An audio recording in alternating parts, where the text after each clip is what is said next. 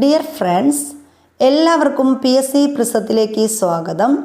ഇന്ന് നമ്മൾ 5ാം ക്ലാസ്സിലെ സോഷ്യൽ സയൻസിൽ നിന്നുള്ള 4ാമത്തെ ചാപ്റ്റർ വസ്ത്രത്തിൻ്റെ നാൾവഴികൾ എന്ന് പറയുന്ന ചാപ്റ്ററാണ് ചെയ്യാൻ പോകുന്നത്.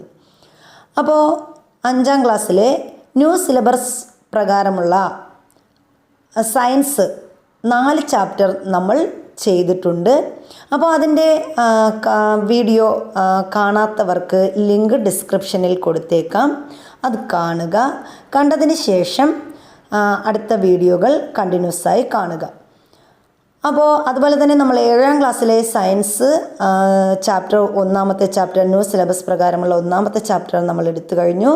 ഇനി ഉടൻ തന്നെ അതിൻ്റെ 2ാമത്തെ ചാപ്റ്റർ അതുപോലെ സോഷ്യൽ സയൻസ് എന്നിവയുടെ വീഡിയോ നമ്മൾ ഉടൻ തന്നെ അപ്ലോഡ് ചെയ്യുന്നതായിരിക്കും. അപ്പോൾ നമുക്ക് 5ാം ക്ലാസ്സിലെ 4ാമത്തെ ചാപ്റ്ററാണ്, സോഷ്യൽ സയൻസിൽ നിന്നുള്ള 4ാമത്തെ ചാപ്റ്ററാണ് നമ്മൾ പഠിക്കുന്നത്. നമ്മുടെ ചാപ്റ്ററിൻ്റെ പേര് വസ്ത്രത്തിൻ്റെ നാൾവഴികൾ. അപ്പോൾ നമ്മുടെ പാഠപുസ്തകത്തിലെ ആദ്യത്തെ പേജിൽ തന്നെ 3-4 ചിത്രങ്ങൾ നൽകിയിട്ടുണ്ട്. ഒരു കുട്ടിയുടെ ചിത്രം, അതുപോലെ തന്നെ ഒരു തത്തയുടെ ചിത്രം, ഇനി അതുപോലെ ഇവിടെ ഒരു ആട്, അതുപോലെ ആമ, ഇങ്ങനെ ഒരു 4 ചിത്രങ്ങൾ ഇവിടെ തന്നിട്ടുണ്ട്. അപ്പോൾ ചിത്രങ്ങൾ നിരീക്ഷിക്കൂ. ഈ ജീവജാലങ്ങൾ കടുത്ത ചൂട്, അസഹനീയമായ തണുപ്പ് തുടങ്ങിയ സാഹചര്യങ്ങളെ എങ്ങനെയാണ് അതിജീവിക്കുന്നത്? അപ്പോൾ അതാണ് ഇവിടെ ചിത്രം തന്നിരിക്കുന്നത്. എന്താണ് ഈ ജീവജാലങ്ങൾ? നമ്മുടെ ഇവിടെ തന്ന ഈ ജീവജാലങ്ങൾ എന്താണ്? കടുത്ത ചൂട്, അതുപോലെ അസഹനീയമായ തണുപ്പ്, ഈ സാഹചര്യങ്ങളെ എങ്ങനെയാണ് നേരിടുന്നത് എന്നാണ് ചോദിച്ചിരിക്കുന്നത്. ആടിൻ്റെ രോമാവരണവും തത്തയുടെ തൂവലുകളും ആമയുടെ പുറന്തോടും പ്രതികൂല കാലാവസ്ഥയിൽ ഒരു വസ്ത്രം പോലെ സംരക്ഷണം ഒരുക്കുന്നു. അപ്പോൾ ആടിൻ്റെ രോമാവരണം, അതുപോലെ തന്നെ തത്തയ്ക്ക് തൂവലുകൾ, ആമയ്ക്ക് പുറംതോട്, ഇതൊക്കെ പ്രതികൂല സാഹചര്യങ്ങളെ ഒരു വസ്ത്രം പോലെ സംരക്ഷിക്കുന്നു. എന്നാൽ മനുഷ്യർ ഇത്തരം സാഹചര്യങ്ങളെ എങ്ങനെയാണ് നേരിട്ടതെന്ന് നിങ്ങൾ ചിന്തിച്ചിട്ടുണ്ടോ? അപ്പോൾ ഇതുപോലുള്ള സാഹചര്യങ്ങളെ, പ്രതികൂല കാലാവസ്ഥയായ ചൂട്, അതുപോലെ അധികമായിട്ടുള്ള തണുപ്പ് എന്നീ സാഹചര്യങ്ങളെ എങ്ങനെയാണ് മനുഷ്യർ നേരിട്ടതെന്ന് ഇവിടെ പറഞ്ഞിട്ടുണ്ട്. അപ്പോൾ എന്താണ്? മനുഷ്യർക്ക് ആവശ്യമായ വസ്ത്രങ്ങൾ പ്രകൃതിയിൽ നിന്നുള്ള വിഭവങ്ങൾ കൊണ്ട് തന്നെ രൂപപ്പെടുത്തേണ്ടി വന്നു. അപ്പോൾ മനുഷ്യർക്ക് ആവശ്യമായ വസ്ത്രങ്ങൾ എങ്ങനെയാണ്? പ്രകൃതിയിൽ നിന്നുള്ള വിഭവങ്ങൾ കൊണ്ട് തന്നെ രൂപപ്പെടുത്തേണ്ടി വന്നു. അതുപോലെ തന്നെ നമുക്ക് തണുപ്പിനെയും ചൂടിനെയും അതിജീവിക്കാനുള്ള വസ്ത്രങ്ങൾ മനുഷ്യർ രൂപപ്പെടുത്തി. അപ്പോൾ ഇങ്ങനെ ആണ് നമ്മൾ ഈ സാഹചര്യങ്ങളെ, കടുത്ത ചൂടിനെയും അതുപോലെ തന്നെ തണുപ്പിനെയും ഒക്കെ അതിജീവിച്ചത്. ഇന്ന് മനുഷ്യർ ഏതെല്ലാം തരത്തിലുള്ള വസ്ത്രങ്ങളാണ് ഉപയോഗിക്കുന്നത്? അപ്പോൾ ഇന്നത്തെ വസ്ത്ര രീതി എങ്ങനെയാണെന്ന് നമുക്കറിയാം. പക്ഷേ ആദ്യ കാലഘട്ടങ്ങളിൽ മനുഷ്യർ എങ്ങനെയാണ് മരത്തിൻ്റെയും അതുപോലെ ഇലകൾ, അതുപോലെ മൃഗങ്ങളുടെ തോല്, ഇതൊക്കെ ഉപയോഗിച്ചായിരുന്നു വസ്ത്രങ്ങൾ നിർമ്മിച്ചിരുന്നത്. വസ്ത്രം നമുക്ക് എങ്ങനെയെല്ലാം പ്രയോജനപ്പെടുന്നു? അപ്പോൾ എന്തിനാണ് നമുക്ക് വസ്ത്രം? ഇതെങ്ങനെയൊക്കെ പ്രയോജനപ്പെടുന്നു എന്നാണ് ചോദിച്ചിരിക്കുന്നത്. തണുപ്പിൽ നിന്ന് സംരക്ഷണം നൽകുന്നു, ചൂടിൽ നിന്ന് സംരക്ഷണം നൽകുന്നു, ശരീരത്തിലെ ചൂട് നിലനിർത്തുന്നു, പ്രാണികളിൽ നിന്ന് സംരക്ഷണം നൽകുന്നു, പരിസ്ഥിതിയിൽ നിന്ന് സംരക്ഷണം നൽകുന്നു. അങ്ങനെ ഒട്ടനവധി ഉപയോഗങ്ങൾ വസ്ത്രത്തിലൂടെ ഉണ്ട്. അപ്പോൾ എന്തൊക്കെയാണ്? തണുപ്പിൽ നിന്ന് സംരക്ഷണം നൽകുന്നു, ചൂടിൽ നിന്ന് സംരക്ഷണം നൽകുന്നു, ശരീരത്തിലെ ചൂട് നിലനിർത്തുന്നു, പ്രാണികളിൽ നിന്ന് സംരക്ഷണം നൽകുന്നു, അതുപോലെ തന്നെ നമ്മുടെ പരിസ്ഥിതിയിൽ നിന്ന് സംരക്ഷണം നൽകുന്നു. അങ്ങനെ ഒരുപാട് രീതിയിൽ വസ്ത്രങ്ങൾ നമുക്ക് സംരക്ഷണം നൽകുന്നു. നമ്മൾ ഉപയോഗിക്കുന്ന വസ്ത്രത്തിന് ദീർഘകാലത്തെ ചരിത്രമുണ്ട്. അപ്പം നമ്മൾ ഈ ഉപയോഗിക്കുന്ന വസ്ത്രം ഇന്നും ഇന്നലെയും തുടങ്ങിയതല്ല. ഇതിന് ദീർഘകാലത്തെ ഒരു ചരിത്രമുണ്ട്. ഇന്ന് ഉപയോഗിക്കുന്ന വൈവിധ്യമാർന്ന വസ്ത്രങ്ങളുടെ രൂപകൽപ്പനയിലേക്ക് നമ്മൾ എത്തിച്ചേർന്നത് എങ്ങനെയെന്ന് നോക്കാം. അപ്പം നമ്മൾ ഇന്ന് വൈവിധ്യമാർന്ന പല തരത്തിലുള്ള പല മോഡലിലുള്ള വസ്ത്രങ്ങൾ ധരിക്കുന്നുണ്ട്. അപ്പം എങ്ങനെയാണ് ഈ വസ്ത്രങ്ങളിൽ എത്തിച്ചേർന്നത് എന്നാണ് ഇവിടെ പറയുന്നത്. അപ്പോൾ എന്താണ് ഇവിടെ ചിത്രങ്ങൾ, ഈ ചിത്രത്തിൽ മനുഷ്യർ ആദ്യമായിട്ട് ഉപയോഗിച്ച വസ്ത്രങ്ങളാണ് ഇവിടെ തന്നിരിക്കുന്നത്. അപ്പോൾ എന്താണ് ഇവിടെ മരവുരി, അതുപോലെ എന്താണ് ഇലകൾ കൊണ്ട് വസ്ത്രങ്ങൾ ധരിച്ചിട്ടുണ്ട്, മരവുരി ഉപയോഗിച്ച് വസ്ത്രങ്ങൾ ധരിച്ചിട്ടുണ്ട്, അതുപോലെ എന്താണ് നമ്മുടെ മൃഗങ്ങളുടെ തോല് ഉപയോഗിച്ച് വസ്ത്രങ്ങൾ ധരിച്ചിട്ടുണ്ട്. ഇങ്ങനെ പല രീതിയിലുള്ള വസ്ത്രധാരണകളാണ് ആദ്യകാലത്ത് ഉണ്ടായിരുന്നത്. വേട്ടയാടി ജീവിച്ചിരുന്ന കാലത്ത് സ്വന്തം ചുറ്റുപാടുകളിൽ നിന്ന് ലഭിച്ച വസ്തുക്കളായിരുന്നു മനുഷ്യർ വസ്ത്രമായി ഉപയോഗിച്ചിരുന്നത്. അപ്പോൾ നമ്മൾ കഴിഞ്ഞ ക്ലാസ്സിൽ പഠിച്ചായിരുന്നു വേട്ടയാടി ജീവിച്ചിരുന്നത്. അവർ എന്തിനൊക്കെയാണ് വേട്ടയാടിയത്, ഏതൊക്കെ മൃഗങ്ങളെ വേട്ടയാടി, എന്തിനെയൊക്കെ വളർത്തി, ഇതൊക്കെ നമ്മൾ ഒന്നാമത്തെ ചാപ്റ്ററിലും അതുപോലെ രണ്ടാമത്തെ ചാപ്റ്ററിലും ഒക്കെ നമ്മൾ വിശദമായിട്ട് രണ്ടാമത്തെ ചാപ്റ്ററിൽ നമ്മൾ പഠിച്ചായിരുന്നു. ഇനി ഇവിടെ പറഞ്ഞത് എന്താണ്, മനുഷ്യർ വസ്ത്രമാക്കി ഉപയോഗിച്ചിരുന്നത് എന്തൊക്കെയാണ്? പുല്ല്, അതുപോലെ ഇലകൾ, മരത്തോൽ അല്ലെങ്കിൽ മരവുരി, മൃഗങ്ങളുടെ തോല് എന്നിവ ഉപയോഗിച്ച് വസ്ത്രങ്ങൾ ഉണ്ടാക്കി. അപ്പോൾ ആദ്യകാലത്ത് പുല്ല്, അതുപോലെ ഇലകൾ, മരത്തോല് അല്ലെങ്കിൽ മരവുരി, പിന്നെന്താണ് മൃഗങ്ങളുടെ തോല് എന്നിവ ഉപയോഗിച്ച് വസ്ത്രങ്ങൾ ഉണ്ടാക്കിയിരുന്നു. അപ്പോൾ ഇതൊക്കെ ഉപയോഗിച്ചാണ് ആദ്യകാലത്ത് മനുഷ്യർ വസ്ത്രങ്ങൾ ഉണ്ടാക്കിയത്. മൃഗങ്ങളുടെ കൊമ്പ്, എല്ല് എന്നിവ സൂചികളാക്കി വസ്ത്രനിർമ്മാണത്തിനുള്ള ഉപകരണങ്ങളാക്കി. അപ്പോൾ മൃഗങ്ങളുടെ കൊമ്പ്, അതുപോലെ തന്നെ അതിൻ്റെ എല്ല് എന്നിവ അവരെന്താക്കി? സൂചികളാക്കി വസ്ത്രനിർമ്മാണത്തിനുള്ള ഉപകരണങ്ങളാക്കി മാറ്റി. മിനുസപ്പെടുത്തിയ കല്ലുകളെ ആയുധങ്ങളാക്കി ഉപയോഗിച്ചിരുന്നു. അപ്പോൾ ആദ്യകാലത്ത് മനുഷ്യരുടെ ജീവിത രീതിയെക്കുറിച്ചാണ് നമ്മൾ പറയുന്നത്. ഇവിടെ എന്ത് ചെയ്തു? അവർ വസ്ത്രനിർമ്മാണത്തിനുള്ള ഉപകരണങ്ങളാക്കിയത് എന്തൊക്കെയാണ്? മൃഗങ്ങളുടെ കൊമ്പ്, എല്ല് എന്നിവയെ സൂചികളാക്കിയാണ് വസ്ത്രനിർമ്മാണത്തിനുള്ള ഉപകരണങ്ങളാക്കിയത്. മിനുസപ്പെടുത്തിയ കല്ലുകളെ ആയുധങ്ങളാക്കി ഉപയോഗിച്ചിരുന്ന കാലഘട്ടത്തിൽ വസ്ത്രങ്ങൾ തുന്നുന്നതിന് കൽസൂചി സഹായിച്ചു. അപ്പോൾ ഇവിടെ കൽസൂചിയുടെ ചിത്രം തന്നിട്ടുണ്ട്. ഇതാണ് കൽസൂചി, കല്ല് കൊണ്ടുള്ള സൂചി. കണ്ട, ഇവ ഉപയോഗിച്ചാണ് അവരെന്ത് ചെയ്തത്? വസ്ത്രങ്ങൾ തുന്നിയിരുന്നത്.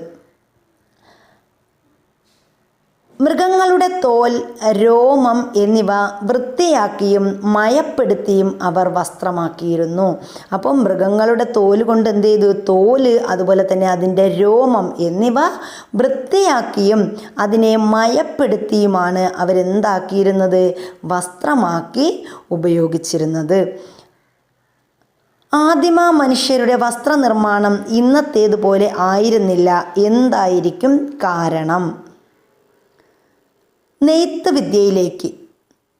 ചുറ്റുപാടുകളിൽ നിന്ന് ശേഖരിച്ച നാരുകളാണ് ആദ്യകാലങ്ങളിൽ വസ്ത്രനിർമ്മാണത്തിനായി ഉപയോഗിച്ചിരുന്നത്. അപ്പോൾ ആദ്യകാലത്തൊക്കെ വസ്ത്രനിർമ്മാണത്തിന് ഉപയോഗിച്ചിരുന്നത് എന്തായിരുന്നു? ചുറ്റുപാടിൽ നിന്ന് ശേഖരിച്ച നാരുകളാണ് ആദ്യകാലങ്ങളിൽ വസ്ത്രനിർമ്മാണത്തിന് ഉപയോഗിച്ചിരുന്നത്. നാരുകൾ കൂട്ടിച്ചേർത്ത് പിരിച്ച് നീളമുള്ള നൂലുകളാക്കി ഇത്തരത്തിലുള്ള നൂല് ഉപയോഗിച്ച് തുണി ഉണ്ടാക്കുന്ന വിദ്യയാണ് നെയ്ത്ത്. അപ്പോൾ നെയ്ത്ത് എന്ന് പറഞ്ഞാൽ എന്താണ്? നാരുകൾ കൂട്ടിച്ചേർത്ത് അതിനെ പിരിച്ചെന്ത് ചെയ്യും? നീളമുള്ള നൂലുകളാക്കും.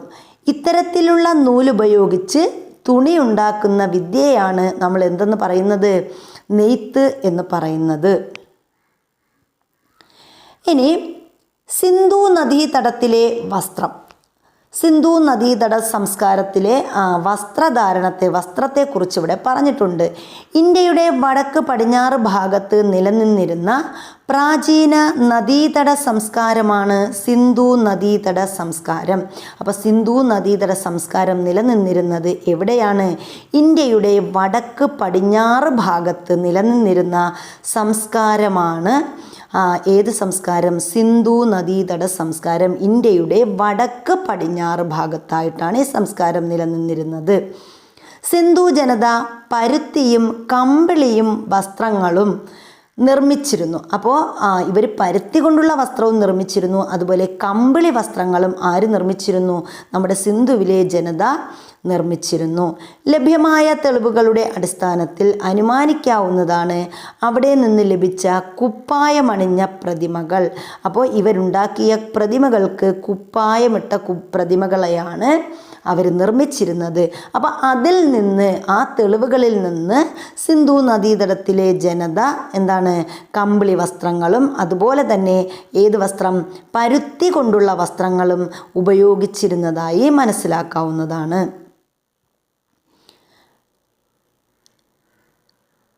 പരുത്തി ഇവിടെ നിന്ന് മറ്റ് ദേശങ്ങളിലേക്ക് കൊണ്ടുപോയിരുന്നതായി കരുതുന്നു. അപ്പോൾ സിന്ധു നദീതട സംസ്കാര കാലഘട്ടത്തിൽ പരുത്തി എന്ന് പറയുന്നത് ഇന്ത്യയിൽ നിന്ന് മറ്റ് സ്ഥലങ്ങളിലേക്ക് കൊണ്ടുപോയതായും കരുതുന്നു എന്നാണ് പറയുന്നത്. കാലക്രമേണ തുണി നെയ്തെടുക്കുന്ന വിദ്യ കൂടുതൽ വികാസം പ്രാപിച്ചു. അപ്പോൾ കുറേ നാൾ കഴിഞ്ഞപ്പോൾ എന്ത് ചെയ്തു? തുണി നെയ്തെടുക്കുന്ന വിദ്യ കൂടുതൽ വികാസം പ്രാപിച്ചു. ആദ്യകാലത്ത് പരുത്തിയിൽ നിന്നും ചണത്തിൽ നിന്നും നിർമ്മിച്ച നൂൽ ഉപയോഗിച്ച് കൈകൾ കൊണ്ട് മാത്രമാണ് തുണി നിർമ്മിച്ചിരുന്നത്. അപ്പോൾ ആദ്യകാലത്ത് തുണി നിർമ്മാണം എങ്ങനെയായിരുന്നു? പരുത്തി കൊണ്ടും അതുപോലെ ചണനാര് കൊണ്ടും നിർമ്മിച്ച നൂലുപയോഗിച്ചിട്ടാണ് ഇവർ കൈകൾ കൊണ്ട് മാത്രമാണ് എന്ത് ചെയ്തിരുന്നത്? തുണി നിർമ്മിച്ചത്. അപ്പോൾ അതിന് അത്രത്തോളം സാവകാശമുണ്ടായിരുന്നു. വളരെ പതുക്കെ മാത്രമേ കൈകൊണ്ട് അത് ചണത്തിൽ നിന്ന് നൂലെടുത്ത്, പരുത്തിയിൽ നിന്ന് ഇതൊക്കെ നൂലെടുത്ത് കൈകൊണ്ട് തുണി നെയ്യുമ്പോൾ അത്രത്തോളം സാവകാശം വേണ്ടിയിരുന്നു. മൃഗങ്ങളുടെ തോലിനേക്കാൾ മെച്ചപ്പെട്ടതാണ് നൂല് കൊണ്ട് നെയ്തെടുത്ത തുണികൾ എന്ന തിരിച്ചറിവ് നെയ്ത്ത് വസ്ത്രങ്ങളുടെ വ്യാപനത്തിന് ഇടയാക്കി. അപ്പോൾ ക്രമേണ അവർക്ക് മനസ്സിലായത് എന്താണ്? മൃഗങ്ങളുടെ തോലിനേക്കാൾ മെച്ചപ്പെട്ടതാണ് നൂൽ കൊണ്ട് നെയ്തെടുത്ത തുണികൾ എന്ന തിരിച്ചറിവ് എന്തിന് കാരണമായി? നെയ്ത്ത് വസ്ത്രങ്ങളുടെ വ്യാപനത്തിന് ഇടയാക്കി. മരം കൊണ്ട് നിർമ്മിച്ച തറികൾ ഉപയോഗിച്ച് തുണി നിർമ്മിക്കുന്ന രീതി പിന്നീട് വികാസം പ്രാപിച്ചു. അങ്ങനെ ക്രമേണ എന്ത് ചെയ്തു? മരം കൊണ്ട് നിർമ്മിച്ച തറികൾ ഉപയോഗിച്ച് തുണി നിർമ്മിക്കുന്ന രീതി വികാസം പ്രാപിച്ചു. മനുഷ്യരുടെ വസ്ത്ര ആവശ്യം വർദ്ധിച്ചത് നെയ്ത്ത് ഉപകരണങ്ങളുടെ കണ്ടുപിടുത്തത്തിന് വഴിതെളിച്ചു. അപ്പോൾ ജനസംഖ്യ വർദ്ധിച്ചു, അതുപോലെ സ്ഥിര താമസമായി, ഇങ്ങനെയൊക്കെ വന്നപ്പോൾ എന്ത് ചെയ്തു? മനുഷ്യരുടെ വസ്ത്ര ആവശ്യം വർദ്ധിച്ചു. നെയ്ത്ത് ഉപകരണങ്ങളുടെ കണ്ടുപിടുത്തത്തിന് ഇത് വഴിതെളിച്ചു. അപ്പോൾ മനുഷ്യർക്ക് വസ്ത്രത്തോടുള്ള ആവശ്യം അല്ലെങ്കിൽ വസ്ത്ര ആവശ്യം വർദ്ധിച്ചപ്പോൾ ആണ് എന്ത് ചെയ്തത്? നെയ്ത്ത് ഉപകരണങ്ങൾ കണ്ടുപിടിക്കാൻ തുടങ്ങിയത്.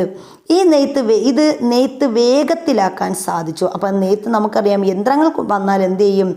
നെയ്ത്ത് വേഗത്തിലാക്കാൻ സഹായിച്ചു. നൂൽ ഉപയോഗിച്ച് കൈത്തറിയിൽ നെയ്യുന്ന തുണികളാണ് കൈത്തറി തുണികൾ. അപ്പോൾ നൂലുപയോഗിച്ച് എന്ത് ചെയ്യുന്നത്? തറിയിൽ നെയ്തെടുക്കുന്ന, കൈത്തറിയിൽ നെയ്യുന്ന തുണികളാണ് കൈത്തറി തുണികൾ എന്ന് പറയുന്നത്.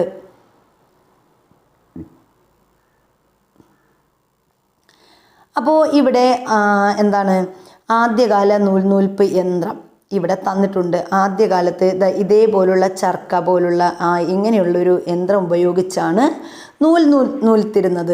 ഇനി ഇവിടെ കൈത്തറി വന്നപ്പോൾ ഇതാണ് കൈത്തറി. ഇത് വെച്ചിട്ട് കൈ വെച്ചിട്ടാണ് എന്ത് ചെയ്തത്? കൈത്തറി വെച്ചിട്ട് കൈത്തറി വസ്ത്രങ്ങൾ നിർമ്മിച്ചിരുന്നത്. കൈത്തറിയുടെ കണ്ടുപിടുത്തം വസ്ത്രനിർമ്മാണ രംഗത്ത് മുന്നേറ്റമുണ്ടാക്കി. അപ്പം കൈത്തറിയുടെ കണ്ടുപിടുത്തം എന്ത് ചെയ്തു? വസ്ത്രനിർമ്മാണ രംഗത്ത് മുന്നേറ്റമുണ്ടാക്കി. നീലം ചെടിയിൽ നിന്ന് ഉണ്ടാക്കിയ ചായം കൊണ്ട് വസ്ത്രങ്ങൾക്ക് നിറം നൽകി. അപ്പോൾ വസ്ത്രം ഇങ്ങനെ നൂൽത്ത് കൈത്തറിയുടെ സഹായത്തോടെ വസ്ത്രം നിർമ്മിച്ചു. എന്നിട്ട് എന്ത് ചെയ്തു? നീലം ചെടിയിൽ നിന്ന് ഉണ്ടാക്കിയ ചായം കൊണ്ട് അവരെന്ത് ചെയ്തു? വസ്ത്രങ്ങൾക്ക് നിറം നൽകാൻ തുടങ്ങി. അപ്പം വസ്ത്രങ്ങൾക്ക് നിറം നൽകുന്നത് എന്തുപയോഗിച്ചായിരുന്നു? നീലം ചെടിയിൽ നിന്നുണ്ടാക്കിയ ചായം കൊണ്ടാണ് വസ്ത്രങ്ങൾക്ക് നിറം നൽകിയത്. കാലക്രമേണ തുണി നെയ്യുന്ന വിദ്യ കൂടുതൽ പ്രചാരത്തിലായി. അപ്പോൾ അങ്ങനെ എന്ത് ചെയ്തു? ഇങ്ങനെ തുണി നെയ്യുന്ന വിദ്യ കൂടുതൽ പ്രചാരത്തിലായി. അപ്പോൾ ഇവിടെ ചിത്രം തന്നിട്ടുണ്ട്. എന്താണ്? പരുത്തി അല്ലെങ്കിൽ നമ്മുടെ കോട്ടൺ. അതുപോലെ ഈ പരുത്തി ചെടിയിൽ നിന്ന് എന്താണ്? പരുത്തി പൂവിൽ നിന്ന് ഇത് കണ്ടോ, പരുത്തി ഇങ്ങനെ വേർതിരിച്ച് വെച്ചിട്ടുണ്ട്. ഇതാണ് എന്തായി മാറുന്നത്? നൂലായിട്ട് മാറിയത്. ലോകവ്യാപകമായി വസ്ത്രങ്ങൾ ഉണ്ടാക്കാൻ ഉപയോഗിക്കുന്ന വസ്തുവാണ് പരുത്തി. അപ്പം നമ്മുടെ ലോകത്തിൽ തന്നെ എല്ലായിടത്തും വസ്ത്രങ്ങൾ ഉണ്ടാക്കാൻ ഉപയോഗിക്കുന്ന വസ്തുവാണ് ഏത്? പരുത്തി എന്ന് പറയുന്നത്. പരുത്തി ചെടിയിൽ നിന്ന് ലഭിക്കുന്ന പഞ്ഞി നൂലാക്കിയാണ് വസ്ത്രനിർമ്മാണത്തിന് ഉപയോഗിക്കുന്നത്. അപ്പം ഇതാണ് പരുത്തി ചെടിയിൽ നിന്ന് ലഭിക്കുന്ന പഞ്ഞി എന്ന് പറയുന്നത്. ഈ പഞ്ഞി എന്ത് ചെയ്തു? അതിനെ വൃത്തിയാക്കി എന്തായി മാറ്റുന്നു? നൂലാക്കി മാറ്റുന്നു. അങ്ങനെയാണ് നമ്മൾ എന്ത് ചെയ്യുന്നത്? നമ്മൾ വസ്ത്രം നിർമ്മിക്കുന്നത്. പ്രാചീന കാലം മുതൽ ഇന്ത്യയിൽ പരുത്തി കൃഷി ചെയ്തിരുന്നു. അപ്പോൾ ഇന്നൊന്നിലെയല്ല, പ്രാചീന കാലം മുതൽ തന്നെ നമ്മുടെ ഇന്ത്യയിൽ എന്ത് കൃഷി ഉണ്ടായിരുന്നു? പരുത്തി കൃഷി ഉണ്ടായിരുന്നു. ഇനി അടുത്ത് നമ്മൾ പറയുന്നത് ചണമാണ്, അല്ലെങ്കിൽ ജൂട്ട്. ചണച്ചെടിയിൽ നിന്നാണ് ചണം ഉൽപ്പാദിപ്പിക്കുന്നത്. ഇതാണ് ചണം. അപ്പോൾ ഇതാണ് ചണച്ചെടി എന്ന് പറയുന്നത്. അപ്പോൾ ഈ ചണച്ചെടിയിൽ നിന്നാണ് എന്തുൽപ്പാദിപ്പിക്കുന്നത്? ചണം ഉൽപ്പാദിപ്പിക്കുന്നത്. ഈ ചണം ആണ് പിന്നെന്ത് ചെയ്ത്? ചണം നൂലാക്കി മാറ്റും. അപ്പോൾ ചണച്ചെടിയിൽ നിന്നാണ് ചണം ഉൽപ്പാദിപ്പിക്കുന്നത്. ഒരു പ്രകൃതിദത്ത നാരാണ് ചണം. അപ്പം ചണം എന്ന് പറയുന്നത് എന്താണ്? ഒരു പ്രകൃതിദത്ത നാരിന് ഉദാഹരണം ചോദിച്ചാൽ അതെന്ത് പറയാം നമുക്ക്? അത് ചണമാണ്. ലോകത്തെ ചണം കൃഷിയുടെ ഭൂരിഭാഗവും ഇന്ത്യയിലെ ഫലഭൂയിഷ്ഠമായ ഗംഗാതീരത്താണ്. അപ്പം ലോകത്തിൽ ഭൂരിഭാഗം, ഏറ്റവും കൂടുതലെന്ന് നമുക്ക് പറയാം, ലോകത്ത് ഏറ്റവും കൂടുതൽ ചണം കൃഷി ചെയ്യുന്നത് നമ്മുടെ ഇന്ത്യയിലും അതുപോലെ തന്നെ ഇന്ത്യയിലെ അടുത്ത രാജ്യമായ ബംഗ്ലാദേശിലുമാണ്. അപ്പം ലോകത്തെ ചണം കൃഷിയുടെ ഭൂരിഭാഗവും ഇന്ത്യയിലെ ഫലഭൂയിഷ്ഠമായ ഗംഗാതീരത്താണ് നടക്കുന്നത്. വിദേശികൾ തുണി വ്യവസായത്തിനായി ഇന്ത്യയിൽ നിന്ന് ധാരാളമായി ചണം കൊണ്ടുപോയിരുന്നു. അപ്പോൾ വിദേശീയർ എന്ത് ചെയ്തു? ഈ തുണി വ്യവസായത്തിനായി ഇന്ത്യയിൽ നിന്ന് ധാരാളമായിട്ട് എന്ത് കൊണ്ടുപോയിരുന്നു? ചണം കൊണ്ടുപോയിരുന്നു. ഇനി നമ്മൾ പറയുന്നത് നീലം. നമ്മൾ പറഞ്ഞു നീലം ചെടിയുടെ പ്രത്യേകത. നമ്മൾ പറഞ്ഞു നീലം ചെടിയുടെ എന്താണ്? അതിൻ്റെ ചായമാണ് നമ്മൾ വസ്ത്രങ്ങൾക്ക് നിറം കൊടുക്കാൻ ശേഖരിക്കുന്നതെന്ന് നമ്മൾ പറഞ്ഞു. ഇവിടെ ഇതാണ് നീലം ചെടി, ഇൻഡിഗോ. അപ്പോൾ ഇതാണ് അതിൽ നിന്ന് കിട്ടുന്ന നീലമെന്ന് പറയുന്നത്. ഇതാണ് നമ്മുടെ വസ്ത്രങ്ങൾക്ക് എന്ത് ചെയ്തിരിക്കുന്നത്? ചായം കൊടുത്തിരിക്കുന്നത്, നിറം കൊടുത്തിരിക്കുന്നത്. ആദ്യകാലങ്ങളിൽ വസ്ത്രങ്ങൾക്ക് നിറം കൊടുക്കാൻ നീലം ചെടിയിൽ നിന്നുണ്ടാക്കുന്ന ചായം ഉപയോഗിച്ചിരുന്നു. അപ്പോൾ ആദ്യകാലത്ത് നമ്മൾ വസ്ത്രങ്ങൾക്ക് നിറം കൊടുത്തിരുന്നത് എന്താണ്? നീലം ചെടിയിൽ നിന്നുണ്ടാക്കിയ ചായം ഉപയോഗിച്ചാണ് വസ്ത്രങ്ങൾക്ക് നിറം നൽകിയിരുന്നത്. പിന്നീട് നീലത്തിൽ വിവിധ കൂട്ടുകൾ ചേർത്താണ് വ്യത്യസ്തങ്ങളായ നിറങ്ങൾ ഉണ്ടാക്കിയിരുന്നത്. അതിനുശേഷം നീലത്തിൽ വിവിധ കൂട്ടുകൾ ചേർത്ത് എന്ത് ചെയ്തു? വ്യത്യസ്തമായ നിറങ്ങൾ ഉണ്ടാക്കിയിരുന്നു. നമ്മുടെ നാട്ടിലും നിരവധി കൈത്തറി കേന്ദ്രങ്ങളുണ്ട്. കണ്ണൂർ, തിരുവനന്തപുരം ജില്ലയിലെ ബാലരാമപുരം, തൃശ്ശൂർ ജില്ലയിലെ കൂത്താമ്പുള്ളി എന്നിവ പ്രധാന കൈത്തറി കേന്ദ്രങ്ങളാണ്. അപ്പോൾ കേരളത്തിലെ പ്രധാനപ്പെട്ട കൈത്തറി കേന്ദ്രങ്ങൾ ഏതൊക്കെയെന്ന് ചോദിച്ചാൽ നമുക്ക് പറയാം ഏതൊക്കെയാണ്? കണ്ണൂർ, അതുപോലെ തിരുവനന്തപുരം ജില്ലയിലെ ബാലരാമപുരം. അപ്പോൾ ബാലരാമപുരം എന്ന് പറയുന്നത് ഒരു പ്രസിദ്ധമായ കൈത്തറി കേന്ദ്രമാണ്. അത് തിരുവനന്തപുരം ജില്ലയിലാണ്. ബാലരാമപുരം, തിരുവനന്തപുരം, ബാലരാമപുരം, അത് രണ്ടും എന്താണ്? ഒരു ചേർച്ചയുണ്ട്, രണ്ടിലും പുരമുണ്ട്. ഇനി എന്താണ്? തൃശ്ശൂർ ജില്ലയിലെ കൂത്താമ്പുള്ളി. തൃശ്ശൂർ ജില്ലയിലെ കൂത്താമ്പുള്ളിയും ഒരു പ്രസിദ്ധമായ കൈത്തറി കേന്ദ്രമാണ്. തൃശ്ശൂർ ജില്ലയിലാണ്. കൂത്താമ്പുള്ളി എന്ന് പറയുന്നത് തൃശ്ശൂർ ജില്ലയിലാണ്. അതുപോലെ കണ്ണൂർ എന്നിവയൊക്കെ പ്രധാനപ്പെട്ട കൈത്തറി കേന്ദ്രങ്ങളാണ്.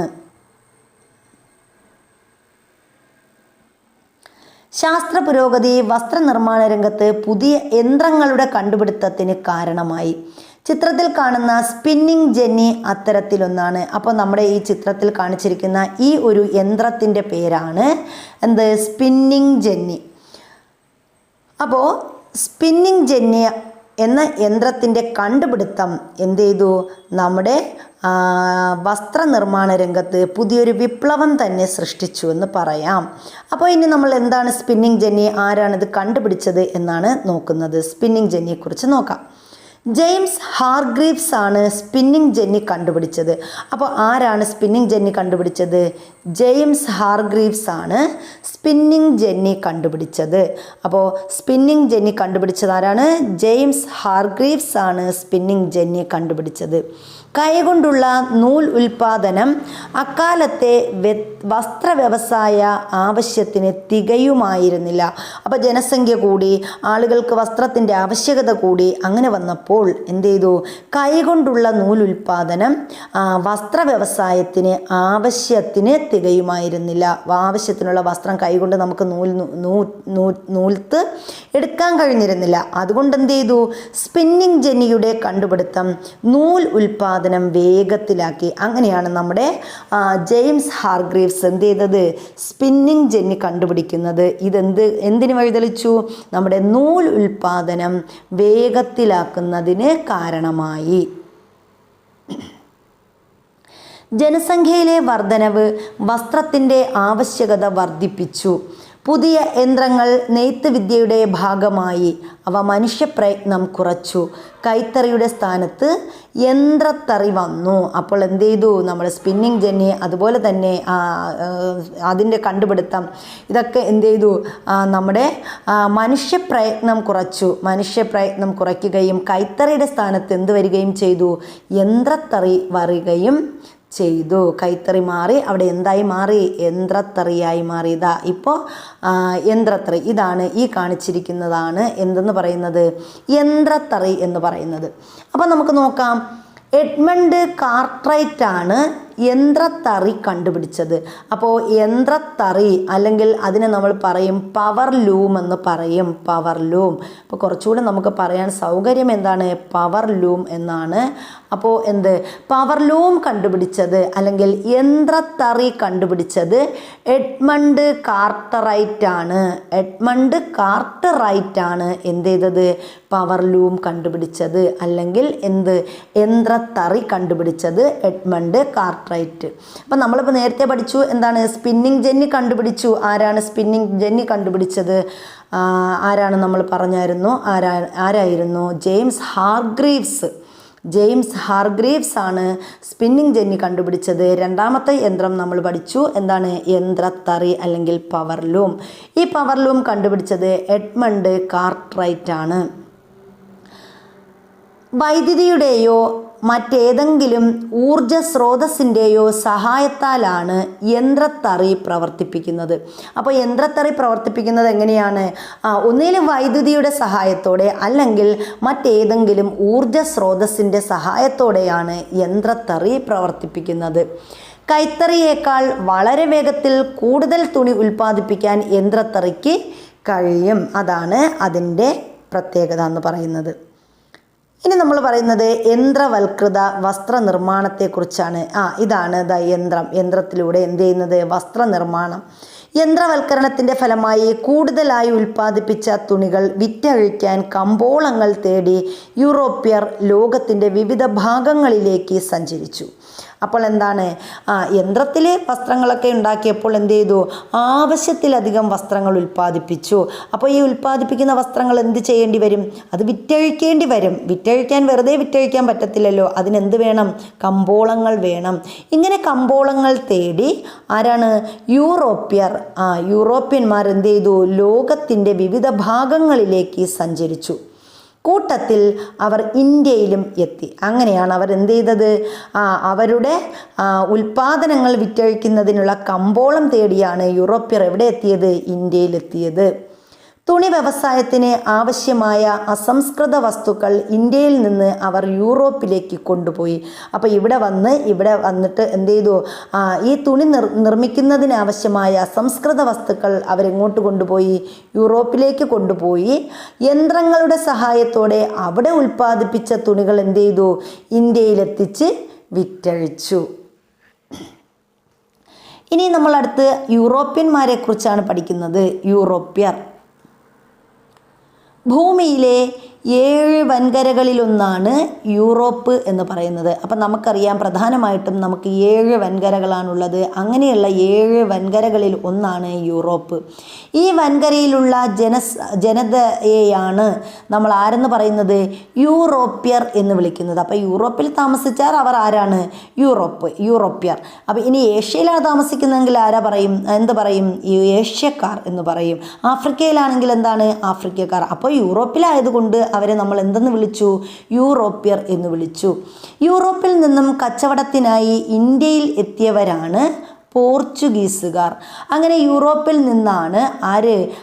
നമ്മുടെ കച്ചവടത്തിനായി ഇന്ത്യയിലെത്തിയവരായിരുന്നു ആര്? പോർച്ചുഗീസുകാർ അല്ലെങ്കിൽ പോർച്ചുഗൽ.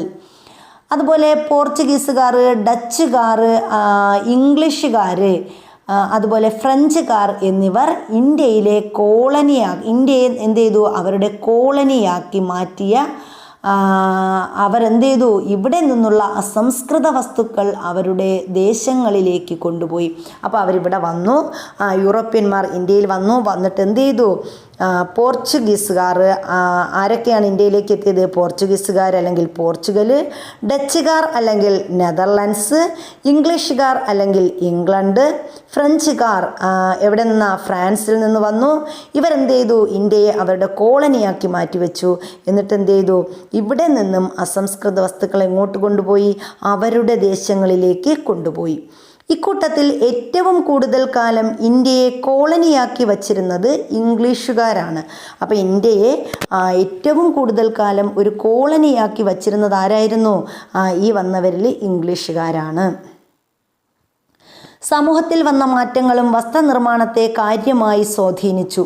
വസ്ത്രങ്ങളുടെ ആവശ്യകതയിൽ ഉണ്ടായ വർധനവ് കൂടുതൽ നവീനമായ നെയ്ത്ത് യന്ത്രങ്ങളുടെ വികാസത്തിന് വഴിതെളിച്ചു. യന്ത്രങ്ങളുടെ സഹായത്തോടെ ഉൽപ്പാദനം വർദ്ധിച്ചു. ഗുണമേന്മയുള്ളതും വൈവിധ്യമാർന്നതുമായ വസ്ത്രങ്ങൾ കൂടുതൽ ജനങ്ങളിലേക്ക് എത്തി. വസ്ത്രങ്ങൾക്ക് നിറം നൽകാൻ കൃത്രിമ ചായങ്ങൾ ഉപയോഗിക്കാൻ തുടങ്ങി. അപ്പം നമ്മൾ പറഞ്ഞു ആദ്യകാലത്ത് നീലം ചെടിയുടെ ചായമാണ് ഉപയോഗിച്ചിരുന്നതെങ്കിൽ പിന്നീട് വസ്ത്രത്തിൻ്റെ ആവശ്യകത കൂടി വസ്ത്രം അധികമായി ഉൽപ്പാദിപ്പിക്കാൻ തുടങ്ങിയപ്പോൾ അത് എന്ത് ചെയ്തു? കൃത്രിമ ചായങ്ങൾ ഉപയോഗിക്കാൻ തുടങ്ങി. വൈവിധ്യമാർന്ന വസ്ത്രങ്ങളും തുണികളും, അത് കൃത്രിമ ചായ ഉപയോഗിച്ച് നിർമ്മിച്ച വസ്ത്രങ്ങളാണ് ഇവിടെ തന്നിരിക്കുന്നത്. അപ്പോൾ അങ്ങനെയുള്ള പല നിറത്തിലുമുള്ള തുണികൾ ഇവിടെ തന്നിട്ടുണ്ട്. നമ്മൾ ഇന്ന് ഉപയോഗിക്കുന്ന ഭൂരിഭാഗം വസ്ത്രങ്ങളിലും കാണുന്ന വർണ്ണവൈവിധ്യം ഇത്തരത്തിലുള്ള ചായങ്ങൾ ചേർത്ത് ഉണ്ടാക്കുന്നതാണ്. യന്ത്രങ്ങൾ ഉപയോഗിച്ച് വസ്ത്രങ്ങൾ നിർമ്മിക്കാൻ തുടങ്ങിയതോടെ ആ രംഗത്തുണ്ടായ ഗുണപരമായ മാറ്റങ്ങൾ ശ്രദ്ധിക്കൂ. അപ്പോൾ യന്ത്രങ്ങൾ ഉപയോഗിച്ച് വസ്ത്രം ഉണ്ടാക്കാൻ തുടങ്ങിയപ്പോൾ അവിടെ ഒരുപാട് മാറ്റങ്ങൾ വന്നു. എന്തൊക്കെയാണ് യന്ത്രങ്ങളുടെ ഉപയോഗം വസ്ത്രനിർമ്മാണത്തിൽ വരുത്തിയ മാറ്റങ്ങളെന്നാണ് നമ്മൾ നോക്കുന്നത്. വസ്ത്ര ഉൽപാദനത്തിലെ വർധനവ്. അപ്പോൾ യന്ത്രങ്ങൾ വന്നതോടുകൂടി എന്ത് ചെയ്തു? ഉൽപാദനം വർദ്ധിച്ചു, വസ്ത്ര ഉൽപാദനം വർദ്ധിച്ചു. മനുഷ്യരുടെ അധ്വാന ഭാരത്തിലെ കുറവ്, മനുഷ്യൻ്റെ അധ്വാനശേഷി എന്ത് ചെയ്തു?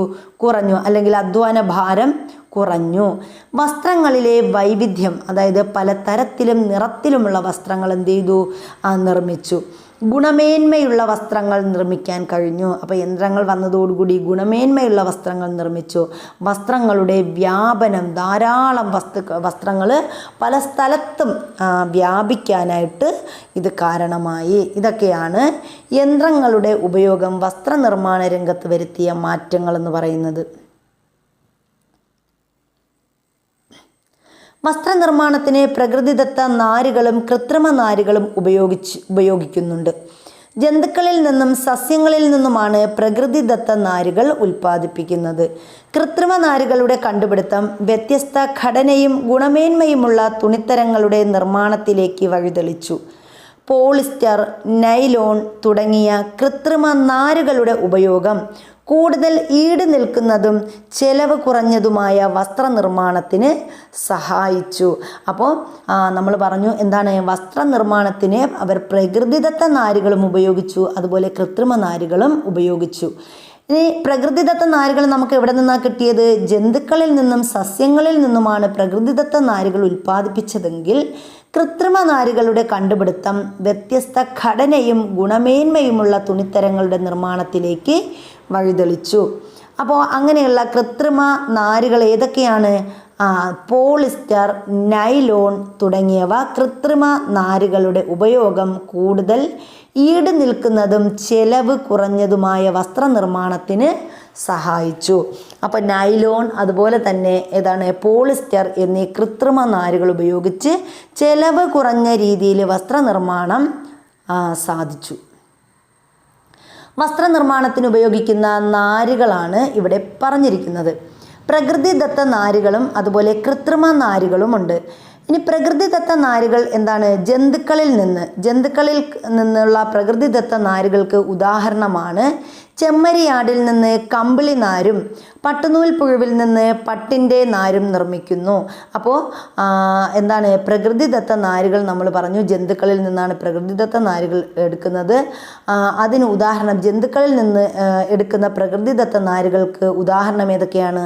ചെമ്മരിയാടിൽ നിന്ന് ലഭിക്കുന്ന കമ്പിളി നാരും പട്ടുനൂൽ പുഴുവിൽ നിന്ന് ലഭിക്കുന്ന പട്ടിൻ്റെ നാരും ആണ്. ഇനി സസ്യങ്ങളിൽ നിന്നും പ്രകൃതിദത്ത നാരുകൾ ഉണ്ടാക്കുന്നു. അതിനുദാഹരണമാണ് പരുത്തി, ചണം എന്നീ ചെടികളിൽ നിന്ന് യഥാക്രമം പരുത്തി നാരും ചണനാരും നിർമ്മിക്കുന്നു. അപ്പം ഇതാണ് പ്രകൃതിദത്ത സസ്യനാരുകൾക്ക് ഉദാഹരണം. ഇനി നമ്മൾ പറയുന്നു കൃത്രിമ നാരുകളുണ്ട്. പെട്രോളിയം പോലുള്ള രാസവസ്തുക്കളിൽ നിന്നാണ് കൃത്രിമ നാരുകൾ ഉൽപ്പാദിപ്പിക്കുന്നത്. അപ്പോൾ കൃത്രിമ നാരുകൾ ഉൽപ്പാദിപ്പിക്കുന്നത് എവിടെ നിന്നാണ്?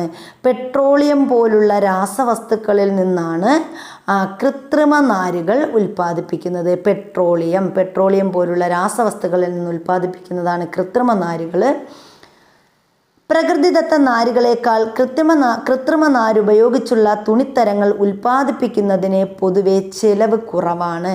അപ്പോൾ കൃത്രിമ നാരുകൾ ഉപയോഗിച്ച് തുണി നിർമ്മിക്കാൻ ചെലവ് കുറവായതുകൊണ്ട് തന്നെ എന്താണ് ഈ രീതിയാണ് പൊതുവെ പിന്തുടരുന്നത്. അപ്പോൾ അതിനെന്താണ് ചെലവ് കുറവാണ്, പെട്ടെന്ന് ചുളിവുണ്ടാവില്ല. അപ്പോൾ പെട്ടെന്ന് ചുളിവുണ്ടാവില്ല, അതിന് ചെലവ് കുറവാണ് എന്ന മേന്മയും ഇതിനുണ്ട്. ഇനി അങ്ങനെയുള്ള കൃത്രിമ നാരുകൾക്ക് ഉദാഹരണം തന്നിട്ടുണ്ട്. പോളിസ്റ്റർ, അതുപോലെ നൈലോൺ, റയോൺ എന്നിവ കൃത്രിമ നാരുകൾക്ക് ഉദാഹരണമാണ്. പ്രകൃതിജന്യ നാരുകൾ ഏതൊക്കെ ജീവികളിൽ നിന്നും സസ്യങ്ങളിൽ നിന്നുമാണ് ഉൽപ്പാദിപ്പിക്കുന്നതെന്ന് കണ്ടെത്തി പട്ടിക പൂർത്തിയാക്കാൻ തന്നിട്ടുണ്ട്. അപ്പോൾ ഇവിടെ കമ്പിളി നമ്മൾ പറഞ്ഞു എന്താണ്? ചെമ്മരിയാടിൻ്റെ തോലിൽ നിന്നാണ്. ചെമ്മരിയാടിൻ്റെ തോല് ഉപയോഗിച്ചാണ് എന്ത് ചെയ്യുന്നത്? കമ്പിളി ഉൽപ്പാദിപ്പിക്കുന്നത്. ഇനി പട്ടാണെങ്കിലോ പട്ടുനൂൽ പുഴുവിൽ നിന്നാണ് പട്ട് ഉൽപ്പാദിപ്പിക്കുന്നത്. പരുത്തിയാണെങ്കിൽ എന്താണ്? പരുത്തിച്ചെടിയിൽ നിന്നാണ്.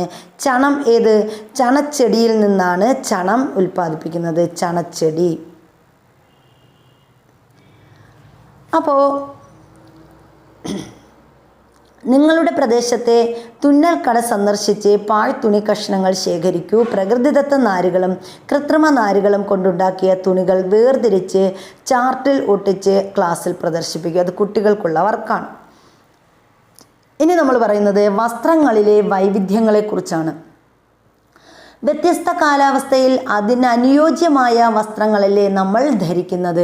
കാലാവസ്ഥയുടെ മാറ്റത്തിനനുസരിച്ച് മാത്രമാണോ വസ്ത്രധാരണത്തിൽ വ്യത്യാസങ്ങൾ ഉണ്ടാകുന്നത് എന്നാണ് ചോദിച്ചിരിക്കുന്നത്. തന്നിട്ടുള്ള ചിത്രങ്ങൾ നിരീക്ഷിച്ച് അവയിലെ വസ്ത്രങ്ങൾ ഓരോന്നും ഏതേത് സാഹചര്യങ്ങളിലാണ് ഉപയോഗിക്കുന്നത് എന്ന് കണ്ടെത്തി പട്ടികയിൽ ചിത്രത്തിൻ്റെ നമ്പർ രേഖപ്പെടുത്താനായിട്ട് പറഞ്ഞിട്ടുണ്ട്. അപ്പോൾ ഇവിടെ ഏതൊക്കെയാണ്? ഇത് നമുക്കറിയാം എന്താണ്? മഞ്ഞ് വീഴുന്ന സ്ഥലങ്ങളിൽ, അതായത് തണുത്ത കാലാവസ്ഥയുള്ള സ്ഥലങ്ങളിൽ ഉപയോഗിക്കുന്ന വസ്ത്രമാണിത്. വക്കീൽ ഉപയോഗിക്കുന്ന വസ്ത്രമാണ് ഇത്. പോലീസിൻ്റെ വസ്ത്രമാണ്. അങ്ങനെ ഓരോരുത്തർക്കും ഉപയോഗിക്കുന്ന വസ്ത്രധാരണ രീതിയാണ് ഇവിടെ തന്നിരിക്കുന്നത്. ഇവിടെ എന്താണ്? ആരോഗ്യ പ്രവർത്തകരുടെ വസ്ത്രമാണ് ഇവിടെ തന്നിരിക്കുന്നത്. അതുപോലെ തന്നെ ഡോക്ടറുടെ യൂണിഫോം, അതുപോലെ തന്നെ മഴക്കാലത്ത് നമ്മൾ ഉപയോഗിക്കുന്ന വസ്ത്രങ്ങൾ, അങ്ങനെ പല തരത്തിലുള്ള വസ്ത്രങ്ങൾ ഇവിടെ ചിത്രത്തിൽ തന്നിട്ടുണ്ട്. കാലാവസ്ഥ, രോഗപ്രതിരോധം, അധികാരം, പദവി, തൊഴിൽ ഇതനുസരിച്ച് അതിനെ താരതമ്യം ചെയ്യാനും പറഞ്ഞിട്ടുണ്ട്. കാലാവസ്ഥ, ആചാരം, അധികാരസ്ഥാനങ്ങൾ, തൊഴിൽ, പ്രാദേശിക വ്യത്യാസങ്ങൾ ഇവയെല്ലാം വസ്ത്രധാരണത്തെ സ്വാധീനിക്കുന്നു. വസ്ത്രം മാത്രമല്ല, വസ്ത്രത്തോടൊപ്പം ധരിക്കുന്ന ആഭരണങ്ങൾ, തൊപ്പികൾ, പാദരക്ഷകൾ എന്നിവയിലെല്ലാം ഈ വൈവിധ്യം കാണാൻ കഴിയും. ഇന്ന് വസ്ത്രത്തിലും വസ്ത്രധാരണ രീതിയിലും വളരെയേറെ വൈവിധ്യങ്ങളും സമാനതകളും നമുക്ക് കാണാം. കാലാവസ്ഥ, യാത്ര ചെയ്യുന്നതിനുള്ള സൗകര്യം എന്നിവ പരിഗണിച്ച് അനുയോജ്യമായ വസ്ത്രം തിരഞ്ഞെടുക്കുന്നവരാണ് നമ്മളിലധികവും. വസ്ത്രവൈവിധ്യം പ്രകടമായി കാണാൻ കഴിയുന്ന മറ്റൊരു മേഖല കലാരംഗമാണ്.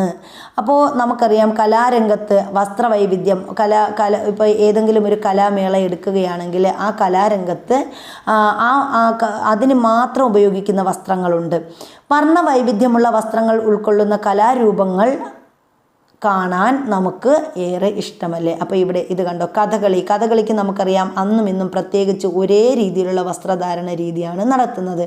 അതുപോലെ തെയ്യം, പിന്നെ മോഹിനിയാട്ടം, അങ്ങനെയുള്ള ഓരോരോ മേളകൾക്കും കലാമേളകൾക്കും എന്ത് ചെയ്യുന്നു, ഒപ്പന, അങ്ങനെയുള്ള നാടകം, ഇതിനൊക്കെ അതിൻ്റേതായ രീതിയിലുള്ള വസ്ത്രങ്ങളാണ് ഉപയോഗിക്കുന്നത്. ഇനി വസ്ത്രധാരണത്തിലെ വിവേചനങ്ങളെക്കുറിച്ചാണ് ഇവിടെ പറയുന്നത്. അടുത്ത് വസ്ത്രധാരണത്തിലെ വിവേചനങ്ങൾ. അപ്പോൾ വസ്ത്രധാരണത്തിലെ വിവേചനങ്ങളെക്കുറിച്ചാണ് അടുത്ത് നമ്മൾ പഠിക്കുന്നത്. അപ്പോൾ ഇവിടെ ഒരു വിളംബരമാണ് തന്നിരിക്കുന്നത്. ശ്രീ ഉത്രം തിരുനാൾ മഹാരാജാവ് തിരുമനസിൻ്റെ കാലത്ത് 1859 AD 1859 ഒരു വിളംബരമാണ് ഇവിടെ തന്നിരിക്കുന്നത്. അപ്പോൾ നമുക്ക് എന്താണെന്ന് താഴെ വിശദമായിട്ട് പറഞ്ഞിട്ടുണ്ട്. എന്താണ് ഇവിടെ പറഞ്ഞിരിക്കുന്നത്? ശ്രീ പത്മനാഭ ദാസ വഞ്ചി ബാല മാർത്താണ്ഡവർമ്മ കുലശേഖര കിരീടപതി മന്നെ സുൽത്താൻ മഹാരാജരാജ് അങ്ങനെ തുടങ്ങുന്ന ഒരു വിളംബരമാണ് ഇവിടെ തന്നിരിക്കുന്നത്. അപ്പോൾ അതിൻ്റെ വിശദമായ വിവരം താഴെ തന്നിട്ടുണ്ട്. എന്താണ്? തെക്കൻ കേരളത്തിലെ താഴ്ന്ന ജാതിക്കാർ എന്ന് പറയപ്പെട്ടിരുന്ന വിഭാഗങ്ങളിലെ സ്ത്രീകൾക്ക് മേൽവസ്ത്രം ധരിക്കുന്നതിനുള്ള അവകാശം അനുവദിച്ചുകൊണ്ട് 1859 അന്നത്തെ തിരുവിതാംകൂർ രാജാവായ ഉത്രം തിരുനാൾ മാർത്താണ്ഡവർമ്മ പുറപ്പെടുവിച്ച വിളംബരമാണ് നമ്മളിവിടെ കണ്ടത്. ഇത് അദ്ദേഹം പുറപ്പെടുവിച്ച ഈ ഒരു വിളംബരമാണ്, രാജാവിൻ്റെ വിളംബരം, രാജവിളംബരമാണ് നമ്മളവിടെ കണ്ടത്. അപ്പോൾ 1859 അന്നത്തെ തിരുവിതാംകൂർ രാജാവായ ഉത്രം തിരുനാൾ മാർത്താണ്ഡവർമ്മയാണ് ഈ വിളംബരം പുറപ്പെടുവിച്ചിരിക്കുന്നത്. എന്തിനു വേണ്ടിയിട്ടായിരുന്നു വിളംബരം പുറപ്പെടുവിച്ചത്? തെക്കൻ കേരളത്തിലെ താഴ്ന്ന ജാതിക്കാർ എന്ന് അറിയപ്പെട്ടിരുന്ന വിഭാഗങ്ങളിലെ സ്ത്രീകൾക്ക് മേൽവസ്ത്രം ധരിക്കുന്നതിനുള്ള അവകാശം അനുവദിച്ചുകൊണ്ട് ഉള്ള ഒരു വിളംബരമാണ് നമ്മുടെ ഉത്രം തിരുനാൾ മാർത്താണ്ഡവർമ്മ 1859 പുറപ്പെടുവിച്ചത്. ഈ വിളംബരത്തിൽ നിന്ന് എന്താണ് നിങ്ങൾക്ക് മനസ്സിലാകുന്നത്? അന്ന് നിലനിന്നിരുന്ന ജാതി വ്യവസ്ഥ ചില വിഭാഗം ജനങ്ങളെ ഇഷ്ടപ്പെട്ട വസ്ത്രങ്ങൾ ധരിക്കുന്നതിൽ നിന്ന് തടഞ്ഞിരുന്നു എന്നാണ് ഈ വിളംബരം നമ്മോട് പറയുന്നത്. അപ്പോൾ എന്താണ്, ഈ കാലഘട്ടത്തിൽ കേരളത്തിൽ ജാതി വ്യവസ്ഥ, കടുത്ത ജാതി വ്യവസ്ഥയുള്ള ഒരു സമയമായിരുന്നു അത്. അപ്പോൾ ഈ സമയത്ത് ജനങ്ങൾക്ക് ഇഷ്ടപ്പെട്ട വസ്ത്രങ്ങൾ ധരിക്കുന്നതിൽ നിന്ന് അവരെ തടഞ്ഞു. അപ്പോൾ അതാണ് ഇങ്ങനെ 1859 ഇങ്ങനെ ഒരു വിളംബരം പുറപ്പെടുവിക്കാൻ നമ്മുടെ ഉത്രം തിരുനാളിനെ അദ്ദേഹത്തിന് ഇങ്ങനെ ഒരു വിളംബരം പുറപ്പെടുവിക്കേണ്ടി വന്നത്. അന്ന് നിലനിന്നിരുന്ന ജാതി വ്യവസ്ഥ ചില വിഭാഗം ജനങ്ങളെ ഇഷ്ടപ്പെട്ട വസ്ത്രങ്ങൾ ധരിക്കുന്നതിൽ നിന്ന് തടഞ്ഞിരുന്നു എന്നാണ് ഈ വിളംബരം നമ്മോട് പറയുന്നത്. അപ്പോൾ തിരുവിതാംകൂർ, തെക്കൻ കേരളത്തിലെ ഭൂരിഭാഗം പ്രദേശങ്ങളും മധ്യ കേരളത്തിലെ ചെറിയൊരു ഭാഗവും ഇന്ന് തമിഴ്നാടിൻ്റെ ഭാഗമായ കന്യാകുമാരി ജില്ലയും ഉൾപ്പെട്ട നാട്ടുരാജ്യമായിരുന്നു തിരുവിതാംകൂർ. അപ്പം നമ്മുടെ തിരുവിതാംകൂർ എന്ന് പറയുന്നത് ഏതൊക്കെ പ്രദേശങ്ങൾ ചേർന്നതായിരുന്നു? തെക്കൻ കേരളത്തിലെ ഭൂരിഭാഗം പ്രദേശങ്ങളും മധ്യ കേരളത്തിലെ ചെറിയൊരു ഭാഗവും ഇന്നത്തെ തമിഴ്നാടിൻ്റെ ഭാഗമായ കന്യാകുമാരി ജില്ലയും ഉൾപ്പെട്ട ഒരു നാട്ടുരാജ്യമായിരുന്നു തിരുവിതാംകൂർ എന്ന് പറയുന്നത്. 18-ാം നൂറ്റാണ്ടിൻ്റെ പകുതിയോടെ അനിഴം തിരുനാൾ മാർത്താണ്ഡവർമ്മയുടെ കാലത്താണ് തിരുവിതാംകൂർ നാട്ടുരാജ്യം വിസ്തൃതി പ്രാപിച്ചത്? അപ്പോൾ നമ്മുടെ തിരുവിതാംകൂർ നാട്ടുരാജ്യം വിസ്തൃതി പ്രാപിച്ചത് ഏത് രാജാവിൻ്റെ കാലത്താണെന്ന് ചോദിച്ചാൽ അനിഴം തിരുനാൾ മാർത്താണ്ഡവർമ്മയുടെ കാലത്താണ് തിരുവിതാംകൂർ നാട്ടുരാജ്യം വിസ്തൃതി പ്രാപിച്ചത്. ഏത് നൂറ്റാണ്ടിലാണ്? 18-ാം നൂറ്റാണ്ടിൻ്റെ പകുതിയോടെയാണ് ഈ തിരുവിതാംകൂർ നാട്ടുരാജ്യം എന്ത് ചെയ്തത്? കൂടുതൽ വിസ്തൃതി പ്രാപിച്ചത് മാർത്താണ്ഡവർമ്മയുടെ കാലത്ത്. 1956 കേരള സംസ്ഥാന രൂപീകരണത്തോടെ ഈ നാട്ടുരാജ്യം കേരള സംസ്ഥാനത്തിൻ്റെ ഭാഗമായി. അപ്പോൾ 1956 നവംബർ 1 നമ്മുടെ കേരള സംസ്ഥാനം രൂപീകരിച്ചപ്പോൾ എന്ത് ചെയ്തു? ഈ തിരുവിതാംകൂർ എന്ന് പറയുന്ന നാട്ടുരാജ്യം നമ്മുടെ കേരള സംസ്ഥാനത്തിൻ്റെ ഭാഗമായി. ഇനി നമ്മൾ പറയുന്നത് മേൽമുണ്ട് സമരത്തെക്കുറിച്ചാണ്. 19-ാം നൂറ്റാണ്ടിൻ്റെ തുടക്കത്തിൽ തെക്കൻ തിരുവിതാംകൂറിൽ സ്ത്രീകൾ മാറുമറയ്ക്കുന്നതിന് വേണ്ടി നടത്തിയ സമരമാണ് മേൽമുണ്ട് സമരം. അപ്പോൾ മേൽമുണ്ട് സമരം നടന്നത് ഏത് നൂറ്റാണ്ടിലെന്ന് ചോദിച്ചാൽ അത് 19-ാം നൂറ്റാണ്ടിലാണ്. ഏത് സ്ഥലത്താണ്? തെക്കൻ തിരുവിതാംകൂറിലാണ് ഇത് നടന്നത്. എന്തിനു വേണ്ടിയിട്ടായിരുന്നു? സ്ത്രീകൾ മാറുമറയ്ക്കുന്നതിന് വേണ്ടി നടത്തിയ സമരമാണ് മേൽമുണ്ട് സമരം എന്ന് പറയുന്നത്. അക്കാലത്ത് ഉയർന്ന ജാതിയിൽപ്പെട്ടവരെന്ന് പറയപ്പെട്ട സ്ത്രീകൾക്ക് മാത്രമേ മേൽവസ്ത്രം ധരിക്കുവാനുള്ള അവകാശം ഉണ്ടായിരുന്നുള്ളൂ. അപ്പോൾ അന്നൊക്കെ എന്താണ്? ഉയർന്ന ജാതിയിൽപ്പെട്ടവർക്ക് മാത്രമേ മേൽവസ്ത്രം ധരിക്കാനുള്ള അവകാശം ഉണ്ടായിരുന്നുള്ളൂ. താഴ്ന്ന ജാതിക്കാരായി കരുതപ്പെട്ടിരുന്ന വിഭാഗങ്ങളിലെ സ്ത്രീകൾക്ക് മേൽജാതിക്കാരുടെ മുന്നിൽ മാറുമറയ്ക്കാനുള്ള അവകാശം ഉണ്ടായിരുന്നില്ല. അപ്പോൾ താഴ്ന്ന വിഭാഗത്തിലെ സ്ത്രീകൾക്ക് ആരുടെ മുന്നിലാണ്? മേൽജാതിക്കാരുടെ മുന്നിൽ മറയ്ക്കാനുള്ള അവകാശമുണ്ടായിരുന്നില്ല. ഇതിനെതിരെ 19-ാം നൂറ്റാണ്ടിൻ്റെ ആദ്യഘട്ടത്തിൽ ഈ അവകാശം നേടിയെടുക്കുന്നതിനായി നടത്തിയ സമരമാണ് മേൽമുണ്ട് സമരം. വസ്ത്രധാരണത്തിൽ നിലനിന്നിരുന്ന അവകാശ നിഷേധങ്ങളെക്കുറിച്ച് ചർച്ച ചെയ്യാൻ അത് പറഞ്ഞിട്ടുണ്ട്. കുട്ടികൾക്കുള്ള വർക്കാണത്. ഇനി വസ്ത്രം എന്ന് പറയുന്നത് ഒരു സമരായുധമായി മാറ്റുകയുണ്ടായി. അപ്പോൾ വസ്ത്രം ഒരു സമരായുധം എന്താണെന്ന് നോക്കാം. പലതരം ചൂഷണങ്ങൾക്കെതിരെ ഒരു സമരായുധമായി വസ്ത്രത്തെ കഴിഞ്ഞ കാലങ്ങളിൽ ഉപയോഗിച്ചിട്ടുണ്ട്.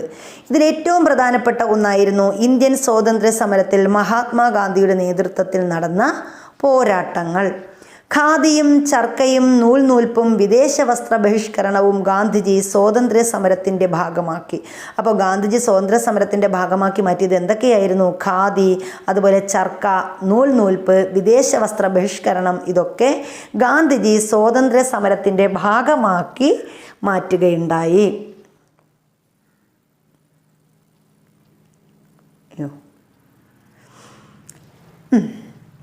ചർക്കയിൽ നൂറ്റുണ്ടാക്കുന്ന ഖാദി വസ്ത്രങ്ങളെയാണ് ഗാന്ധിജി പ്രോത്സാഹിപ്പിച്ചത്. അപ്പോൾ ഗാന്ധിജി പ്രോത്സാഹിപ്പിച്ചത് എന്തിനെയാണ്? ചർക്കയിൽ നൂറ്റുണ്ടാക്കുന്ന ഖാദി വസ്ത്രങ്ങളെയാണ് ഗാന്ധിജി പ്രോത്സാഹിപ്പിച്ചത്. ഖാദി വസ്ത്രങ്ങൾ ധരിക്കുവാൻ അദ്ദേഹം ജനങ്ങളോട് ആഹ്വാനം ചെയ്തു. അപ്പോൾ ഖാദിയെ പ്രോത്സാഹിപ്പിക്കുക മാത്രമല്ല, ഖാദി വസ്ത്രങ്ങൾ ധരിക്കാൻ ഗാന്ധിജി ആരോട് ആഹ്വാനം ചെയ്തു? ജനങ്ങളോട് ആഹ്വാനം ചെയ്യുകയും ചെയ്തു. ഇത്തരത്തിൽ സ്വദേശി വസ്ത്രങ്ങൾ നിർമ്മിച്ച് ഉപയോഗിച്ചുകൊണ്ട് വിദേശ വസ്ത്രങ്ങൾ ബഹിഷ്കരിക്കാനാണ് ഗാന്ധിജി ആവശ്യപ്പെട്ടത്. ഇന്ത്യൻ ജനത വിദേശ വസ്ത്രങ്ങൾ ബഹിഷ്കരിച്ച് നശിപ്പിക്കുന്ന ഒരു ചിത്രമാണ് ഇവിടെ തന്നിട്ടുള്ളത്. അതുപോലെ ചർക്കയിൽ നൂൽക്കുന്ന നമ്മുടെ ഗാന്ധിജിയുടെ ചിത്രവും ഇവിടെ തന്നിട്ടുണ്ട്. വസ്ത്രത്തെയും വസ്ത്രധാരണത്തെയും സമരായുധമാക്കിക്കൊണ്ട് അദ്ദേഹം സ്വാതന്ത്ര്യ സമരം ഒരു ബഹുജന പ്രക്ഷോഭമാക്കി മാറ്റി. അപ്പോൾ നമ്മുടെ സ്വാതന്ത്ര്യ സമരം ഒരു ബഹുജന പ്രക്ഷോഭമായി മാറിയത് എപ്പോഴാണ്?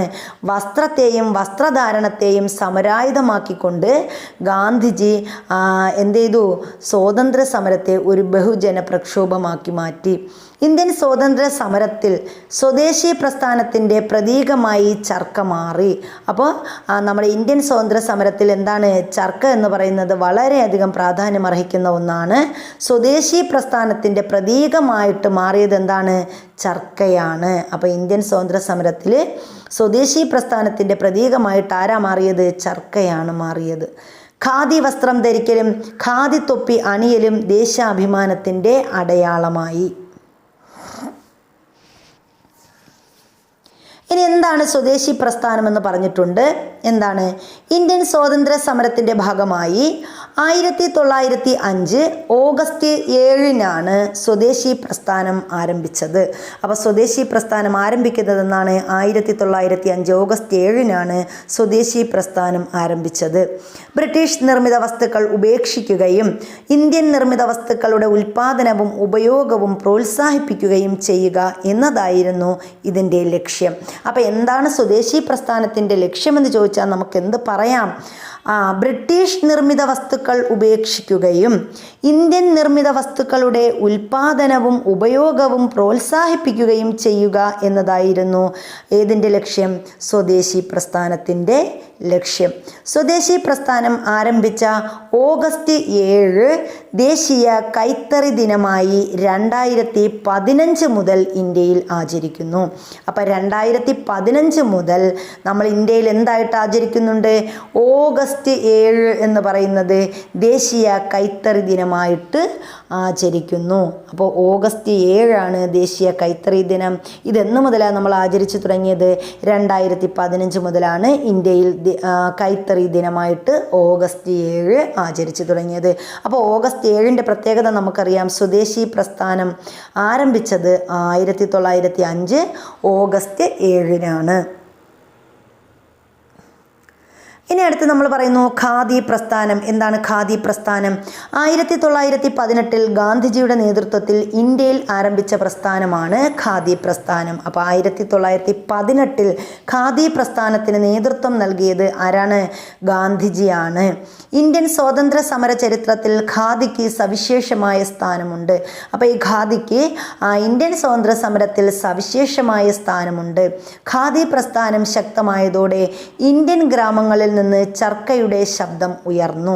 ഖാദി വസ്ത്രത്തിൻ്റെ പ്രചാരം ഇന്ത്യയിലെമ്പാടും വ്യാപകമായി. അപ്പം നമ്മൾ പറഞ്ഞു ഖാദി പ്രസ്ഥാനം എന്ന് പറയുന്നത്, ഖാദി പ്രസ്ഥാനത്തിന് നേതൃത്വം നൽകിയത് 1918 നമ്മുടെ ഗാന്ധിജിയാണ്.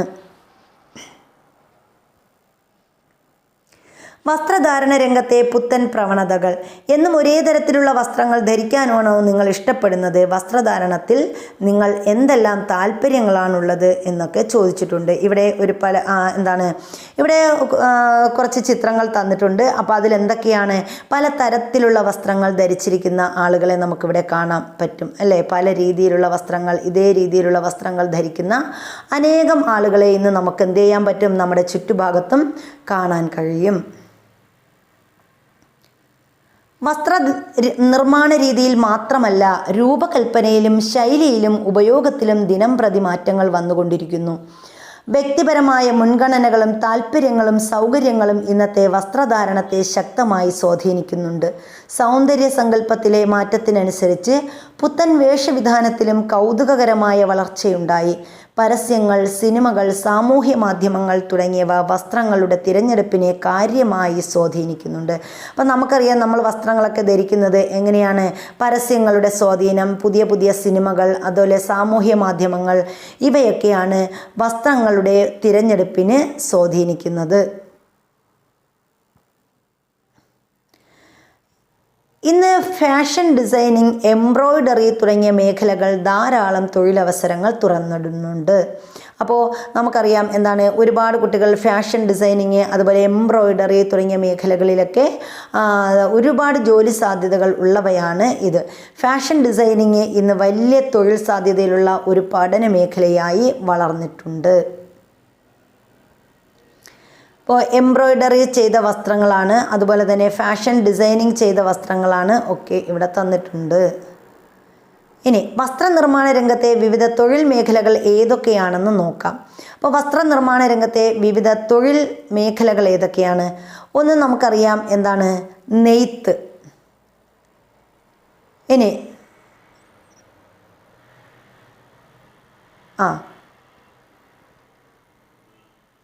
അപ്പോൾ ഇവിടെ ഒന്നാമത് നമ്മൾ തുടങ്ങുകയാണെങ്കിൽ നമുക്ക് പറയാം ഏതാണ്? നൂൽനൂൽപ്പ്. ആദ്യം ഫസ്റ്റ് നമ്മൾ എന്ത് ചെയ്യുന്നു? നൂൽ നൂൽക്കുന്നു. പിന്നെന്താണ്?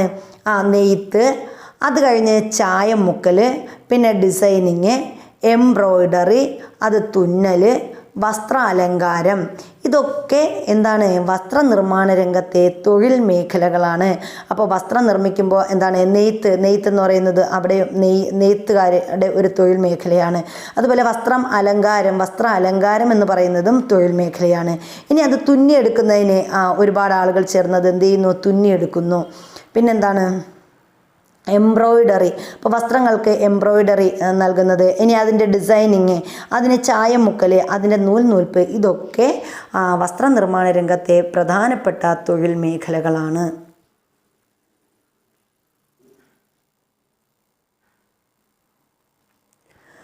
ഉപയോഗിച്ചതും ആവശ്യമില്ലാത്തതുമായ വസ്ത്രങ്ങളെ എങ്ങനെ ഉപയോഗപ്രദങ്ങളായ സാമഗ്രികളാക്കി മാറ്റാം എന്നാണ് അടുത്തിവിടെ പറഞ്ഞിരിക്കുന്നത്.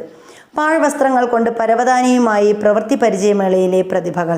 അപ്പോൾ നമുക്ക് പാഴ്വസ്ത്രങ്ങൾ വലിച്ചെറിയാതെ നമുക്ക് എന്ത് ചെയ്യാം, അവയെ ഉപയോഗപ്പെടുത്താമെന്നാണ് പറയുന്നത്. പാഴ്വസ്ത്രങ്ങൾ കൊണ്ട് പരവതാനിയുമായി പ്രവൃത്തി പരിചയമേളയിലെ പ്രതിഭകൾ. ഇനി സാരി തരൂ സഞ്ചി തരാം പദ്ധതിയുമായി വടകര നഗരസഭ. അപ്പോൾ നമ്മൾ സാരി കൊടുത്താൽ അവിടെ നിന്ന് എന്ത് കിട്ടും, സഞ്ചി തരും. അങ്ങനെ വടകര നഗരസഭ ആ ഒരു പുതിയ പദ്ധതിക്ക് തുടക്കം കുറിച്ചു. പഴയ വസ്ത്രങ്ങൾ കൊണ്ട് കരകൗശല ഉൽപ്പന്നങ്ങൾ നിർമ്മിക്കുന്ന പദ്ധതിയുമായി മലപ്പുറം ജില്ലാ പഞ്ചായത്ത്. അപ്പോൾ പഴയ വസ്ത്രങ്ങൾ കൊണ്ട് എന്ത് ചെയ്യുന്നു, കരകൗശല വസ്തുക്കൾ നിർമ്മിക്കാനായിട്ട് കഴിയുമെന്ന് നമ്മുടെ മലപ്പുറം ജില്ലാ പഞ്ചായത്ത് തെളിയിച്ചിരിക്കുന്നു. ദുരിതാശ്വാസ ക്യാമ്പുകളിലേക്ക് വസ്ത്ര സമാഹരണ യജ്ഞവുമായി സന്നദ്ധ സംഘടനകൾ. ഇങ്ങനെ നമ്മുടെ പാഴ്വസ്തുക്കൾ, അതായത് വസ്ത്രങ്ങൾ കൊണ്ട് നിരവധി ഉപയോഗങ്ങളാണുള്ളത്. തന്നിട്ടുള്ള തലക്കെട്ടുകൾ നിരീക്ഷിക്കൂ. വാങ്ങുന്ന എല്ലാ വസ്ത്രങ്ങളും നിങ്ങൾ ഉപയോഗിക്കാറുണ്ടോ? ഉപയോഗിച്ച് കഴിഞ്ഞ വസ്ത്രങ്ങൾ കൊണ്ട് കരകൗശല ഉൽപ്പന്നങ്ങൾ നിർമ്മിക്കാൻ നിങ്ങൾ ശ്രമിച്ചിട്ടുണ്ടോ എന്നാണ് ചോദിച്ചിരിക്കുന്നത്. ലോകത്താകെ ടൺ കണക്കിന് വസ്ത്രങ്ങളാണ് വലിച്ചെറിയപ്പെടുന്നത്. ഇത് പരിസ്ഥിതിയെ പ്രതികൂലമായി ബാധിക്കുന്നു. ഉപയോഗിക്കാത്ത വസ്ത്രങ്ങളും ഉപേക്ഷിക്കുന്ന വസ്ത്രങ്ങളും നമ്മുടെ നാട്ടിൽ വർദ്ധിച്ചു കൊണ്ടിരിക്കുന്നു. ഇത്തരം വസ്ത്രങ്ങൾ എങ്ങനെ വീണ്ടും ഉപയോഗിക്കാം എന്നാണ് പറയുന്നത്. അപ്പോൾ നമുക്ക് തന്നെ അറിയാം, നമ്മുടെ വീട്ടിൽ നമുക്ക് എന്താണ് ടൺ കണക്കിന് വസ്ത്രങ്ങൾ നമുക്ക് ഇഷ്ടംമാതിരി ലോകത്താകെ ഇങ്ങനെ നമുക്ക് ഓരോരുത്തർക്കുമുള്ള വസ്ത്രങ്ങൾ ഇങ്ങനെ ഉപയോഗിച്ച് തുടങ്ങിയാൽ, അല്ലെങ്കിൽ ഉപയോഗശൂന്യമായ വസ്ത്രങ്ങൾ കണക്കെടുത്ത് തുടങ്ങിയാൽ ലോകത്ത് ടൺ കണക്കിന് വസ്ത്രങ്ങളാണ് വലിച്ചെറിയപ്പെടുന്നതെന്നാണ് പറയുന്നത്. അപ്പോൾ ഇത് പരിസ്ഥിതിക്ക് എന്താണ് പ്രതികൂലമായി ബാധിക്കും. നമ്മൾ ഉപയോഗിക്കാത്ത വസ്ത്രങ്ങളും ഉപയോഗിക്കുന്ന വസ്ത്രങ്ങളും നമ്മുടെ നാട്ടിൽ വർദ്ധിച്ചു കൊണ്ടിരിക്കുന്നു എന്നാണ് പറയുന്നത്. അപ്പോൾ ഇതൊക്കെ ഉപയോഗിച്ച് പുതിയ നൂതനമായ സാമഗ്രികൾ ഉപയോഗിക്കുന്നതാണ് ഇവിടെ കാണിച്ചിരിക്കുന്നത്. നമുക്കും ഇത്തരം കരകൗശല ഉൽപ്പന്നങ്ങൾ നിർമ്മിക്കാൻ കഴിയുമോ? വസ്ത്രധാരണത്തിലെ നാൾവഴികൾ നിരീക്ഷിച്ചാൽ ആദ്യകാലത്ത് ശരീര സംരക്ഷണത്തിനാണ് പ്രാധാന്യം നൽകിയിരുന്നതെന്ന് കാണാം. തുടർന്ന് ഭൂപ്രകൃതിയും കാലാവസ്ഥയും വസ്ത്രനിർമ്മാണത്തിലും വസ്ത്രധാരണ രീതിയിലും സ്വാധീനം ചെലുത്തി. മാറിവരുന്ന സൗന്ദര്യ സങ്കല്പങ്ങളും സാംസ്കാരിക വൈവിധ്യങ്ങളും വർത്തമാനകാലത്തെ വസ്ത്രധാരണ രീതിയെ സ്വാധീനിക്കുന്നവയാണ്. അപ്പോൾ നമ്മുടെ ആദ്യകാലത്ത് നമ്മൾ നിരീക്ഷിക്കുകയാണെങ്കിൽ ശരീര സംരക്ഷണത്തിനാണ് അവർ പ്രാധാന്യം നൽകിയിരുന്നത്. എന്നാൽ പിന്നീട് എന്താണ്, ഭൂപ്രകൃതിയും കാലാവസ്ഥയും വസ്ത്രനിർമ്മാണത്തിലും വസ്ത്രധാരണ രീതിയിലും സ്വാധീനം ചെലുത്തി. എന്നാൽ ഇപ്പോൾ മാറിവരുന്ന സൗന്ദര്യ സങ്കല്പങ്ങളും സാംസ്കാരിക വൈവിധ്യങ്ങളും വർത്തമാനകാലത്തെ വസ്ത്രധാരണ രീതിയെ സ്വാധീനിക്കുന്നുവെന്നാണ് പറയുന്നത്. ഇഷ്ടവസ്ത്രം ധരിക്കുമ്പോൾ നമുക്ക് അഭിമാനവും ആത്മവിശ്വാസവും വർദ്ധിക്കില്ലേ?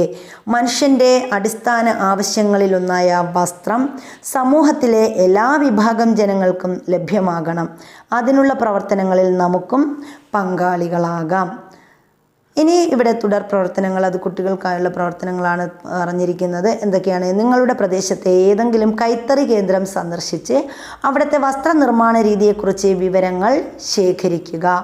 ഇന്ത്യൻ സംസ്ഥാനങ്ങളിലെ വസ്ത്രവൈവിധ്യം എന്ന വിഷയത്തെ അടിസ്ഥാനമാക്കി വിവിധ സംസ്ഥാനങ്ങളിലെ വസ്ത്രവൈവിധ്യത്തിൻ്റെ ചിത്രങ്ങൾ ശേഖരിച്ച് ആൽബം തയ്യാറാക്കാൻ പറഞ്ഞിട്ടുണ്ട്. അതുപോലെ തന്നെ വൈവിധ്യമാർന്ന വസ്ത്രങ്ങൾ സുലഭമായി ലഭിക്കുന്ന കാലത്താണ് നാം ജീവിക്കുന്നത്. എന്നാൽ മുൻ തലമുറയുടെ കാലത്ത് വസ്ത്രങ്ങളുടെ ലഭ്യത പരിമിതമായിരുന്നു. വസ്ത്രത്തിലും വസ്ത്രധാരണ രീതിയിലും വന്ന മാറ്റങ്ങളെക്കുറിച്ച് വീട്ടിലെ മുതിർന്നവരോട് അന്വേഷിച്ച് കുറിപ്പ് തയ്യാറാക്കാൻ പറഞ്ഞിട്ടുണ്ട്. അതുപോലെ വ്യത്യസ്ത കലകളുടെ ചിത്രങ്ങൾ ശേഖരിച്ച് കലയിലെ വസ്ത്രവൈവിധ്യം എന്ന ആൽബം തയ്യാറാക്കാൻ പറഞ്ഞിട്ടുണ്ട്. അപ്പോൾ ഇതൊക്കെ നിങ്ങളുടെ വീട്ടിലെ പഴയ തുണികൾ ശേഖരിച്ച് ക്രാഫ്റ്റ് വർക്ക് ചെയ്ത് സാമൂഹ്യശാസ്ത്ര ക്ലബ്ബിൽ പ്രദർശിപ്പിക്കൂ. ഇതൊക്കെ നല്ല ഒരു കുട്ടികൾക്കുള്ള നല്ല വർക്കുകളാണ്. സ്കൂളിൽ വസ്ത്രശേഖരണ സെൻറ്റർ സ്ഥാപിച്ച് പഴയതും വൃത്തിയുള്ളതുമായ തുണികൾ ശേഖരിക്കൂ. നിങ്ങളുടെ സ്കൂളിന് സമീപത്തുള്ള വയോജന മന്ദിരങ്ങൾ, അനാഥാലയങ്ങൾ, ദുരിതാശ്വാസ ക്യാമ്പുകൾ എന്നിവിടങ്ങളിൽ ടീച്ചറുടെ സഹായത്തോടെ ഇവ എത്തിച്ച് നൽകുമല്ലോ. അപ്പം ഇത്രയുമാണ് നമ്മുടെ 5ാം ക്ലാസ്സിലെ ഈ 4ാമത്തെ ചാപ്റ്റർ എന്ന് പറയുന്നത്. അപ്പോൾ വീഡിയോ ഇഷ്ടപ്പെട്ടാൽ ലൈക്ക് ചെയ്യുക, ഷെയർ ചെയ്യുക, അതുപോലെ സബ്സ്ക്രൈബ് ചെയ്യുക. പിന്നെ നിങ്ങളുടെ വിലയേറിയ അഭിപ്രായങ്ങളും നിർദ്ദേശങ്ങളും കമൻറ്റ് ചെയ്യുക. ഇനി നിങ്ങളുടെ അഭിപ്രായങ്ങളും നിർദ്ദേശങ്ങളുമാണ് നമുക്ക് തുടർന്നും ഇതുപോലുള്ള വീഡിയോകൾ ചെയ്യാൻ പ്രചോദനമാകുന്നത്. അപ്പം നമ്മുടെ പോരായ്മകൾ ധാരാളം പോരായ്മകളുണ്ട്. അത് നിങ്ങൾ ഉറപ്പായിട്ടും ചൂണ്ടിക്കാണിക്കുക. അങ്ങനെയെങ്കിൽ മാത്രമേ നമുക്ക് അടുത്ത വീഡിയോകൾ ചെയ്യുമ്പോൾ നമുക്ക് ഒരു പോരായ്മകളെയൊക്കെ മാറ്റി നിർത്തിക്കൊണ്ട് പുതിയ വീഡിയോകൾ ചെയ്യാൻ സാധിക്കുകയുള്ളൂ. അപ്പോൾ എല്ലാവർക്കും നല്ലൊരു ദിവസം ആശംസിച്ചുകൊണ്ട് താങ്ക് യു.